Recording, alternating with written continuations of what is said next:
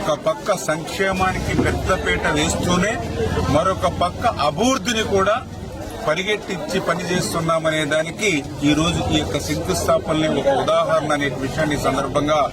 మీ ద్వారా తెలియజేసుకుంటూ ఉన్నాం. ఈరోజు 14 లక్షల కోట్లు ఈ రాష్ట్రం నెత్తి మీద ఉన్నటువంటి స్థితిలో కూడా మరి ఈరోజు చంద్రబాబు నాయుడు గారు, పవన్ కళ్యాణ్ గారు,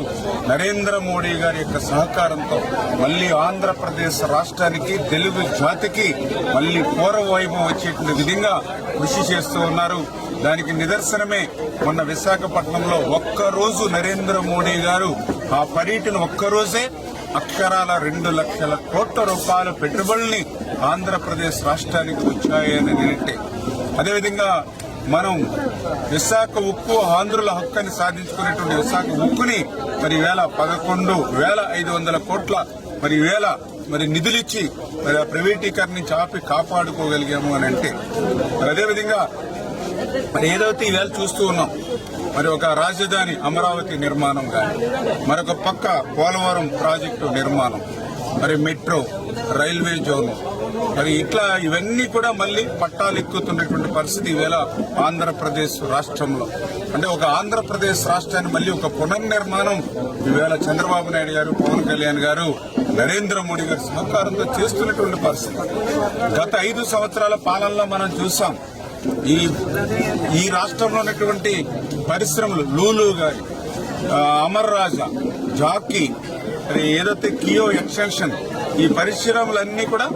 మరి ఇతర రాష్ట్రాలకి తరలిపోయినటువంటి పరిస్థితి, పొరుగు రాష్ట్రాలకు వెళ్లిపోయినటువంటి స్థితి గత పాలనలో చూసాం.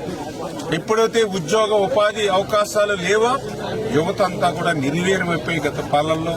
గంజాయి బాట పట్టి, డ్రగ్స్ బాట పట్టి, ఆంధ్రప్రదేశ్ అంటే ఒక డ్రగ్స్ హబ్ గా, ఆంధ్రప్రదేశ్ అంటే ఒక గంజాయి ఆంధ్రప్రదేశ్ గా గత పాలన మార్చేసినటువంటి పరిస్థితుల నుండి మళ్లీ ఈ రోజు ఆంధ్రప్రదేశ్ రాష్ట్రానికి మళ్లీ పెద్ద ఎత్తున 20 లక్షల ఉద్యోగాలు యువతకు ఇవ్వాలనేటువంటి ఆలోచనతో ఈ ప్రభుత్వం పనిచేస్తూ మరి ఈవేళ కూడా దావోస్ మరి చంద్రబాబు నాయుడు గారు మరి పర్యటన మళ్లీ రేపు రాబోయేటువంటి మరి పెట్టుబడులు కూడా ఆంధ్రప్రదేశానికి పెద్ద ఎత్తున తీసుకురావడం ద్వారా 2027 కల్లా మరి ఈ యొక్క భారతదేశంలో అగ్రగామిగా, 2047 కల్లా మరి ఈ యొక్క ప్రపంచంలోనే ఒక అగ్ర రాష్ట్రంగా అభివృద్ధి చెందాలనేటువంటి చంద్రబాబు నాయుడు గారికి ఆలోచనలకి అనుగుణంగా మరి ఇవాళ ఈ ప్రభుత్వం పనిచేస్తుందనే విషయాన్ని మీ ద్వారా అందరికి కూడా తెలియజేసుకుంటూ మరి దయవుంచి ఈ రోజు పాలకులు, ప్రజలు కూడా, ఎందుకంటే గత 5 సంవత్సరాలు 19-24 5 సంవత్సరాల వైసీపీ నాయకులందరూ కూడా తమ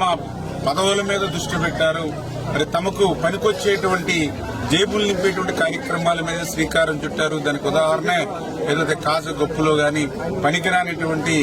తెల్లపూడి నక్కల తెప్ప ప్రాంతంలో ప్రజలు ఇప్పుడు కూడా నేను పోతూ ఉంటే మాకు ఎక్కడో నక్కల తెప్పలు ఇచ్చారు, పనికిరాని భూములు ఇచ్చారు అని ఇట్లా మరి ఈ 5 సంవత్సరాలు కూడా తమ పదవుల కోసం పాకులాడారు తప్ప పాలకొల్లు కోసం పాకులాడినటువంటి పరిస్థితి లేదు. మరి ఇవాళ మీరు చూస్తూ ఉన్నారు, ఈ 5-6 నెలల్లోనే ప్రతిరోజు నాకు విశ్రాంతి కూడా లేకుండా ఉదయం నుంచి మా మీడియా మిత్రులు కూడా మాతో పాటు పరిగెట్టలేనటువంటి పరిస్థితిలో శంకుస్థాపన చేసుకుంటూ పోతూ ఉన్నాం. గతంలో కొబ్బరిగా కుట్టిన పరిస్థితి లేదు, వర్క్ ని ప్రారంభించినటువంటి పరిస్థితి లేదు. ఇవాళ గ్రామీణ చూస్తూ ఉన్నారు, మహిళలు ఎంత పెద్ద ఎత్తున వస్తూ ఉన్నారు. వాళ్ళ ముఖాల్లో నవ్వు కనిపిస్తుంది, ఆనందం కనిపిస్తుంది. మంచి రోజులు వచ్చాయి, మా ఇంటి ముంగడ సిమెంట్ రోడ్డు వస్తుంది, మా ఇంటి ముంగడ డ్రైన్ వస్తుంది, మేము తాగడానికి మంచినీళ్ళు వస్తాయి అనేటువంటి ఆనందం, సంతోషం ఈవేళ వచ్చినటువంటి తక్కువ నెలల్లోనే ఇంత పెద్ద ఎత్తున మరి రోజు కూడా నేను పాలకొల్లు వచ్చానంటే ఖచ్చితంగా ఆ రోజు 5 కోట్లు, 3 కోట్లు, 10 కోట్లు శంకుస్థాపనలు చేసి వెళ్తూ ఉన్నా, పనులు కూడా పూర్తవుతూనే. అంటే ఇది పాలకొల్లుకి రుణం తీర్చుకునేటువంటి విధంగా పనిచేయాలనేటువంటి ఆలోచనలో భాగంగానే ఇంత పెద్ద ఎత్తున అభివృద్ధి కార్యక్రమాలు, సంక్షేమ కార్యక్రమాలు పాలకొల్లులో కూడా నిర్వహిస్తున్నామనే విషయాన్ని మీ ద్వారా కూడా అందరికీ కూడా తెలియజేసుకుంటూ